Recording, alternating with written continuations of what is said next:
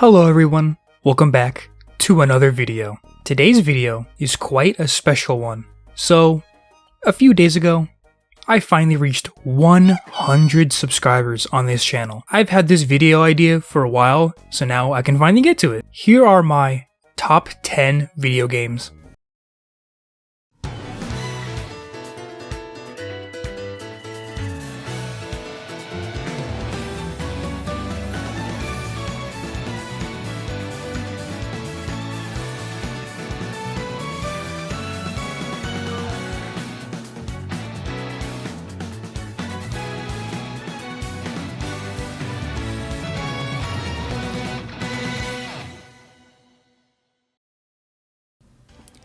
There are some things that I want to get out of the way before I start this list. First, my opinions change on my top 10 list a lot. It has never been consistent. I legit looked at this list a few days ago and then changed some games up. The only games that basically remain the same is the number 1 and 2 slots. The other 8 slots change frequently, so who knows, 6 months from now, something could be taken off and added for something else. And second, my top 10 games are obviously subjective. Some games on this list are considered bad games or considered the weakest in the franchise. This isn't a best games list, this is my favorite games list. First, I'm going to start with honorable mentions. There's quite a bit of them, so honestly I'm just going to speed run through them.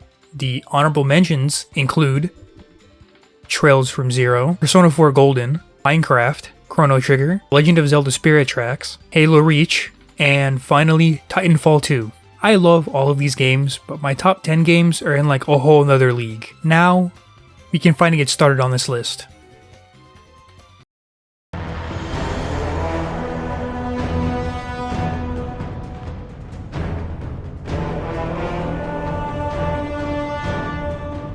And this is the point where everybody clicks off the video. Listen guys. Despite all of the stupid stuff happening with Bungie and the whole Destiny franchise at the moment, I can see why seeing this game on this list is super weird. I'm not even fully happy with Bungie at the moment, but that's a whole different topic for like another day. I'd rather say what I love about the games rather than being negative about it instead. So, what do I love about these games? Quite a lot actually. I've been playing since the Destiny 1 beta, so I've seen the game go through like 15,000 different iterations. I love the world building, the lore, hell, even the story sometimes. It can get really rough sometimes, like the previous season, Echoes, but it really does have its good moments too, like The Taken King, Forsaken, Witch Queen, and Final Shape. Destiny is a ever-changing game. Not everything can be good, but that doesn't mean that everything is bad. One of the main things that I love about Destiny is the gameplay. It's a looter shooter, so the main goal is to get gear to become as strong as possible, and I love that. Sometimes I just like to kick back and mindlessly shoot things, and then eventually getting a shitty weapon roll, deleting it, then realizing that it was a god roll, and then proceeding to cry while drowning myself in alcohol as I hover over the uninstall button. The Destiny franchise and me are in a very, very toxic love-hate relationship.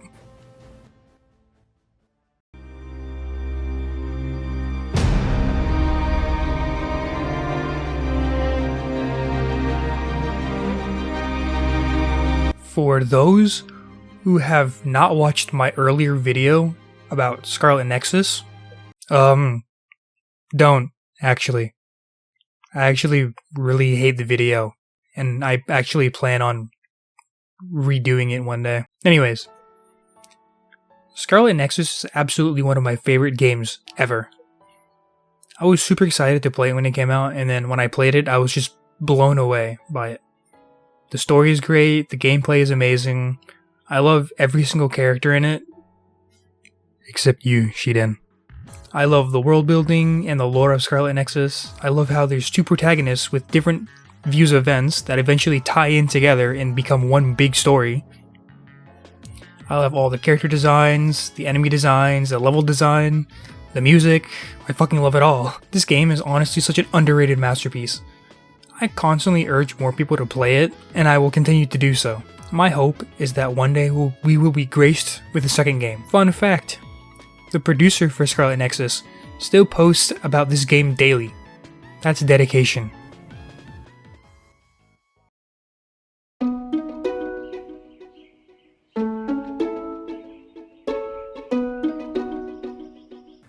Stardew Valley is one of my comfort games. If I'm feeling stressed, or if I'm just feeling super burnt out from everything, Stardew Valley is one of the games I look for relief. Who knew that a farming game could have this much power over me? It's such a simple game. You just live life. Funny how you struggle in life in the real world, so you escape to a virtual world and just live life there instead. After all, Stardew Valley has everything that I need. A small cottage in a small town, a wizard who nobody really bats an eye at, friendly neighbors, and my favorite part, a girl who loves to eat rocks. The memories I have of just staying up super late playing Stardew Valley is something that I look back on often. I haven't sit down and had a super long session in a while, so I think I might just do that. It might be time to just finally sit down and just play it again. If this video doesn't come out for another 3 months, you'll know why.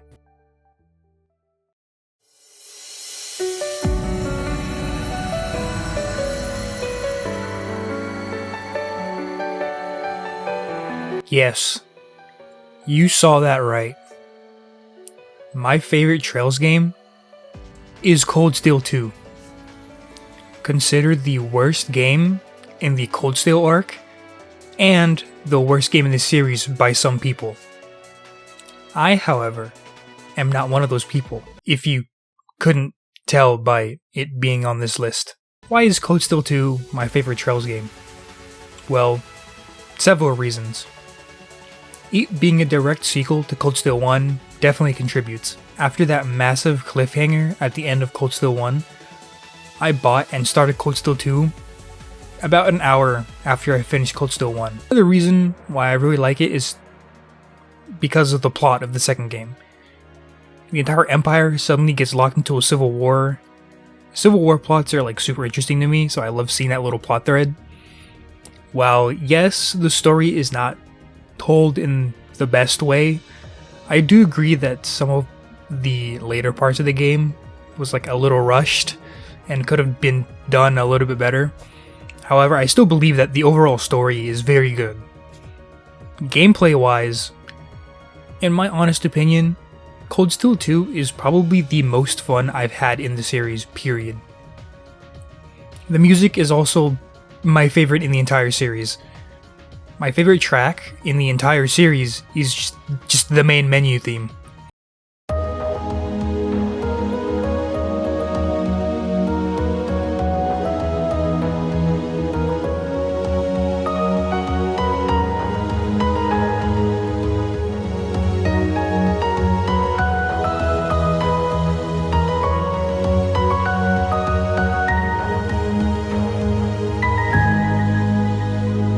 I love Cold Steel 2, and nothing will ever persuade me into thinking otherwise.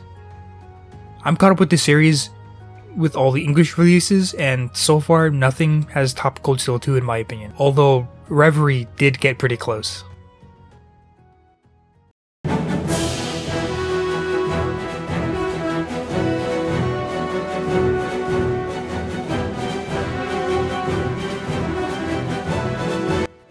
I'm going to rip off the band-aid.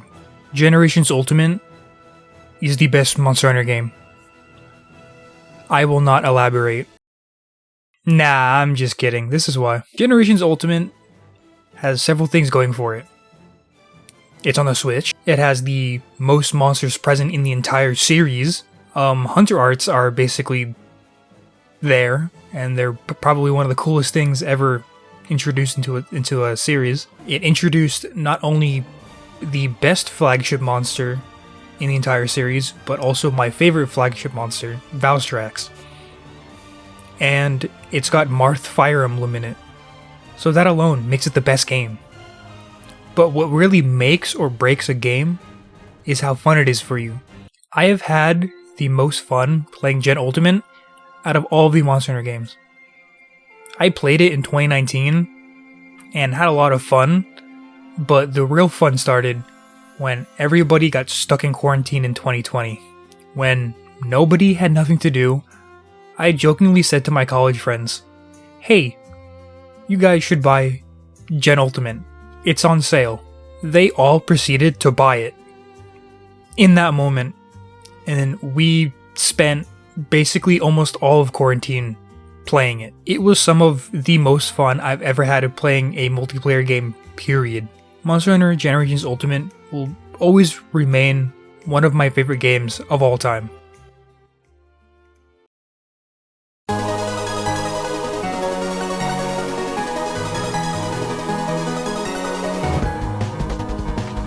I've already said how I feel about this game. It is the catalyst for my love of JRPGs in the first place. One day, I saw my uncle playing this game and I thought, I like Mario, so I should play this game too. So I got the game, and the rest was history. I love the story, the music, the gameplay, and it's Mario. What's not to love about Mario? I have replayed this game over and over and over and over again. I know this game like the back of my hand. I remember more about this game than I do the entirety of Oahu. And I've been living here for like 12 years. When the remake for Bowser's Inside Story came out, I beat that game in a literal day. I am probably going to replay it very soon in preparation for Mario and Luigi Brothership. Not only is it my favorite Mario and Luigi game, but it's probably my favorite Mario game, period. Any game with Mario in it cannot hold a candle to this game for me.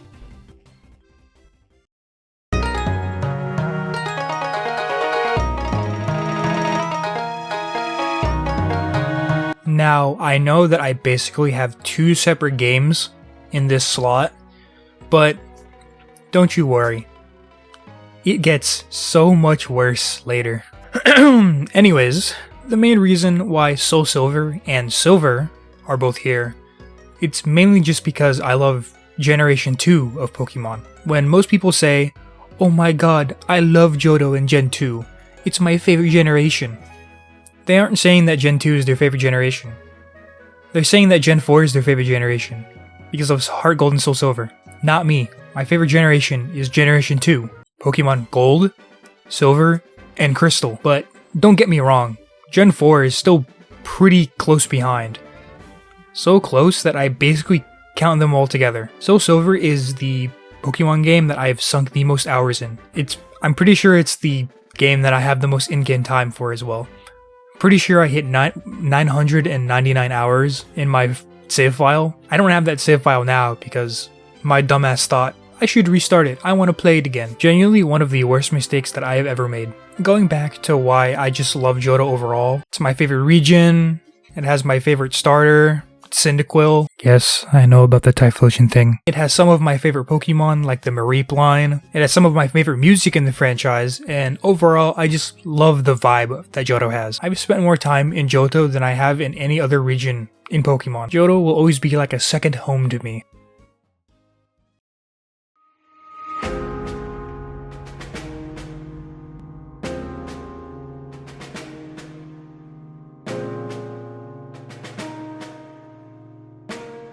Fire Emblem Echoes Shadows of Valentia, or just Echoes for short, is my favorite Fire Emblem game. Alm is my favorite lord in the series. It has my favorite music tracks in the series. Most of my favorite characters in Fire Emblem are from this game. I believe that it has the best story of any Fire Emblem game, period. I love Echoes.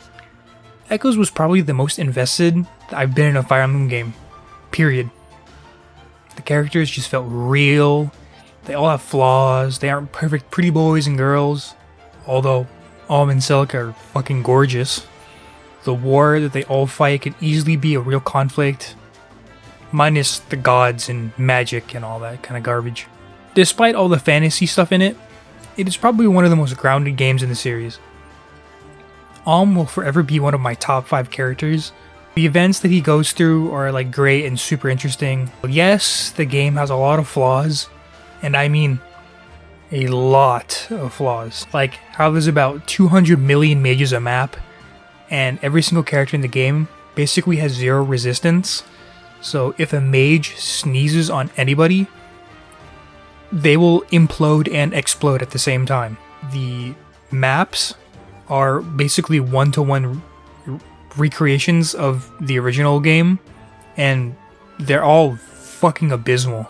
And while Faye is an original character, she's written so poorly that literally everybody hates her and not a single person likes her. But don't worry, I still like you, Faye. We have so much in common. We both like Alm a little bit too much. Echoes adds in a bunch of new original characters, as I just mentioned. And one of the new original characters is Berkut. I will not sugarcoat it. Berkut is the best antagonist in the entire series. And he is probably one of the best characters in Echoes, aside from Alm. Echoes is a fantastic game and is worthy of being one of my favorite games of all time.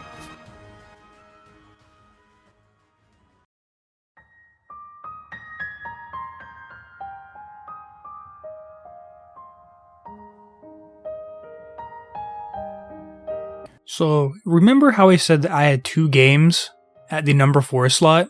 Well, it just got much worse. Because here we are. We have 3 games at the number 2 slot. Technically 6 if you want to get technical. Here at the number 2 slot, we have Xenoblade Chronicles 1, Xenoblade Chronicles 2, and Xenoblade Chronicles 3. I have all of these at the number 2 slot because in my eyes, they're all just one big game. They all serve one big story. And plus, I love Xenoblade, so I can't decide which one I want to put on here. Now, if I absolutely had to choose my favorite of the 3, it would be Xenoblade 2. I absolutely love the Xenoblade series to death, and it is probably my favorite franchise of all time. I am deranged, and I am not normal about this series at all. You know how everybody has that one thing they absolutely go crazy over whenever you see it, or whenever it gets mentioned, of anything of that sort? That's me with Xenoblade. The overarching story of the 3 games is fucking amazing. And in my opinion, the best story in all of fiction. The way it's told, the messages that the games portray. Don't get these games wrong. Despite them being Nintendo games, these games deal with very heavy topics like self-worth, death, depression, suicidal thoughts, being British, or the inability to move on. The Xenoblade games managed to show and convey these messages absolutely perfectly. The characters are written to be extremely flawed people. The main characters of each game are probably some of the best written characters I've ever seen.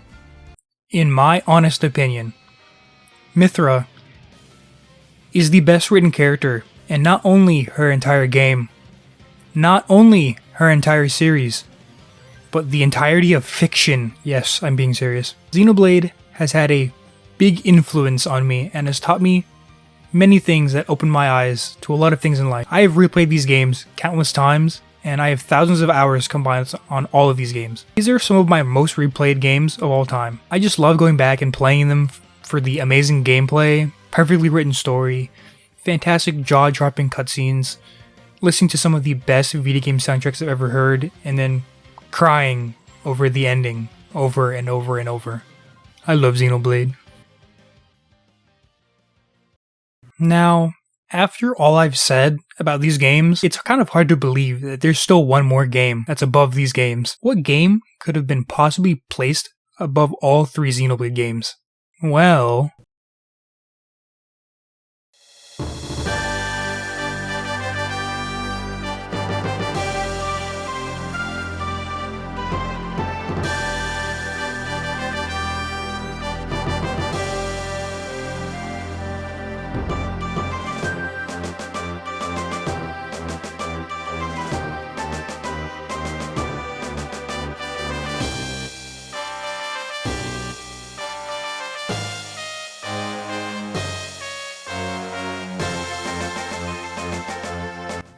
Pokemon Mystery Dungeon Explorers of Sky is my favorite game of all time. Words cannot describe how much I love this game, but I will do my best to find the words, but I will probably fail to find them.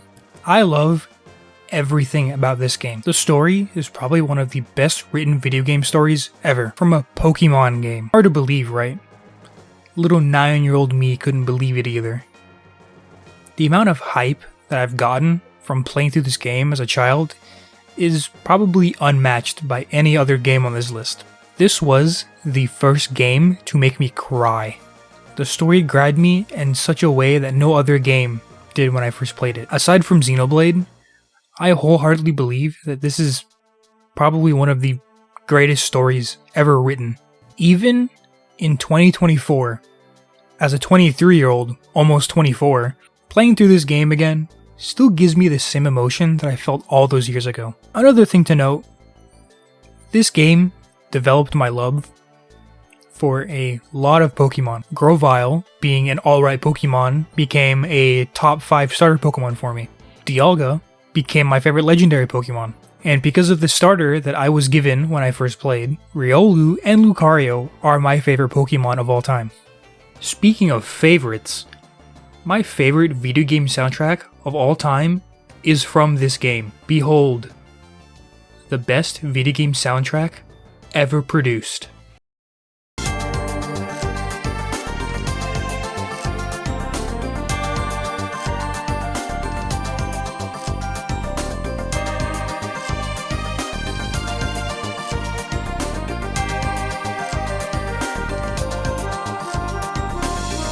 This may seem silly to feel this way about a kid's game, but that's just how I feel.